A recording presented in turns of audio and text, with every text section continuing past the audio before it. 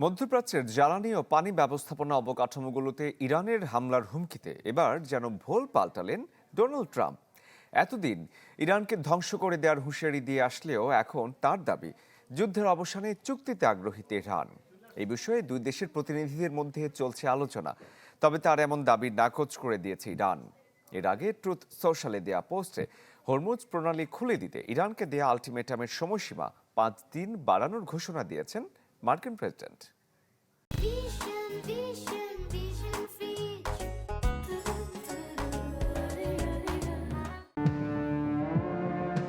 Iran যুক্তরাষ্ট্র ইসরায়েলের মধ্যকার সংঘাত কবে থামবে? বিশ্ব রাজনীতিতে যখন ঘুরপাক খাচ্ছে এমন প্রশ্ন, তখন যুদ্ধ নিয়ে ট্রাম্প দিলেন খানিকটা স্বস্তির বার্তা।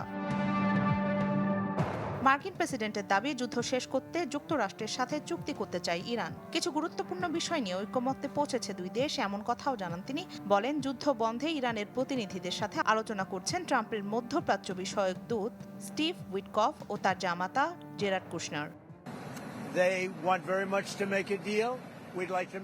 ইরান আমাদের সাথে চুক্তি করতে আগ্রহী। তাদের সাথে অনেক বিষয়ে আমরা ঐক্যমত্যে পৌঁছাতে পেরেছি। এভাবে ফলপ্রসূ আলোচনা চলমান থাকলে শিগগিরই সংঘাতের অবসান হবে বলে মনে করি।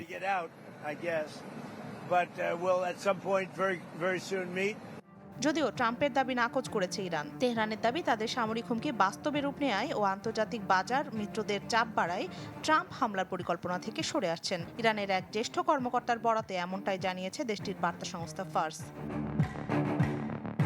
এর আগে হরমুজ প্রণালী খুলে দিতে ইরানকে দেয়া 48 ঘন্টার আলটিমেটাম শেষ হওয়ার 12 ঘন্টা বাকি থাকতেই যুদ্ধ নিয়ে সুর নরম করেন ট্রাম্প। ট্রুথ সোশ্যালে দেয়া পোস্টে ট্রাম্প জানান, ইরানের জ্বালানি ও বিদ্যুৎ কেন্দ্রগুলোতে হামলা আপাতত 5 দিনের জন্য স্থগিত থাকছে, আর হরমুজ খুলে দিতে সময়সীমা আরও 5 দিন বাড়ানোর সিদ্ধান্তের কথাও জানান তিনি। একই পোস্টে ট্রাম্প দাবি করেন, মধ্যপ্রাচ্যে বিরোধ নিরসনে গত 2 দিনে ইরানের সাথে ভালো ও ফলপ্রসূ আলোচনা হয়েছে। এর প্রেক্ষিতে ইরানে আগ্রাসন থামাতে প্রতিরক্ষা মন্ত্রণালয়কে নির্দেশ দিয়েছেন তিনি।